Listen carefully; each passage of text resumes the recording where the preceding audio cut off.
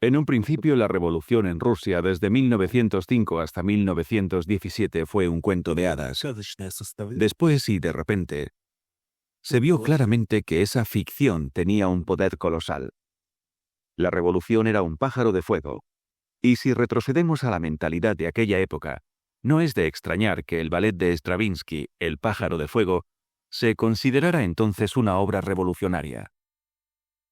Todo el mundo deseaba ese pájaro de cuento. Obviamente cada uno veía lo que quería ver, pero todo el mundo percibió que todo iba a cambiar de manera radical, que no habría más zares, y que la influencia del marxismo sería decisiva. En ocasiones, un poeta puede apreciar la atmósfera de un lugar o de una época mejor que un historiador. De ese modo, el genio visionario Alexander Blok captó el ambiente del país en los primeros años del siglo XX. Los que nacieron en época oscura ya no se acuerdan de sus caminos. Nosotros, criaturas de los años terribles de Rusia, nada podemos olvidar. Años devastadores. ¿Lleváis noticias de locura o de esperanza?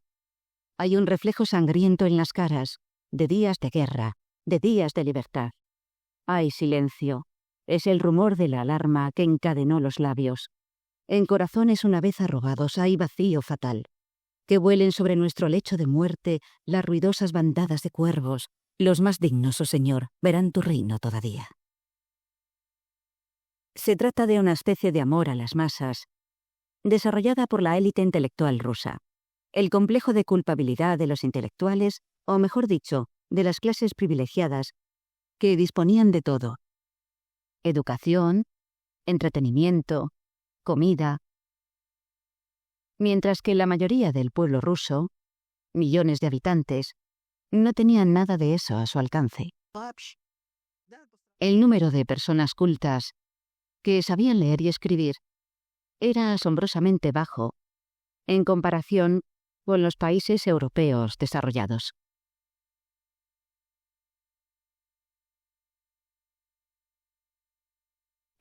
La actitud de la aristocracia que se encontraba en vías de extinción consistía en esperar la llegada del fin del mundo. Esa era la postura de Blok, que cuando supo del desastre del Titanic exclamó alegremente: «Así que el océano está vivo». Hablaba de un aterrador deseo de muerte y de la esperanza en que tarde o temprano un torbellino devastador se llevaría todo por delante. 23 de febrero, Día Internacional de la Mujer. Ya no había harina y las panaderías estaban vacías. Las mujeres se manifestaron seguidas de miles de trabajadores en paro. Días después, se produjo una huelga general y 150.000 personas tomaron las calles. Las fuerzas del orden no intervinieron. Las autoridades consideraron esos disturbios como protestas comunes. Un líder bolchevique dijo entonces: «Dale a los trabajadores un pedazo de pan y la huelga se esfumará». El 26 de febrero, el zar dio la orden de usar la fuerza para restablecer el orden. El ejército y la policía mataron a 150 personas.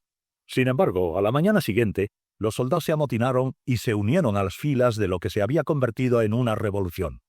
Se suministraron 100.000 rifles procedentes del arsenal militar y, codo con codo, los soldados y el pueblo tomaron el control de la ciudad. Petrogrado se tiñó de color rojo.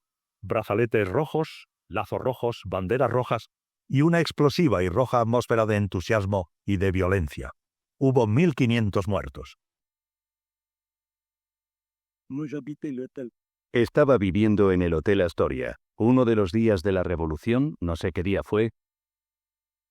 Estaba cenando en uno de los salones de abajo, cuando de repente oí a lo lejos un raro estruendo.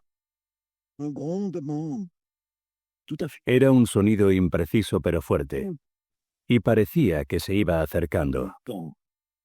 Quizás fue mi imaginación. Se trataba del sonido de la revolución. La música de la revolución, como diría Alexander Blok.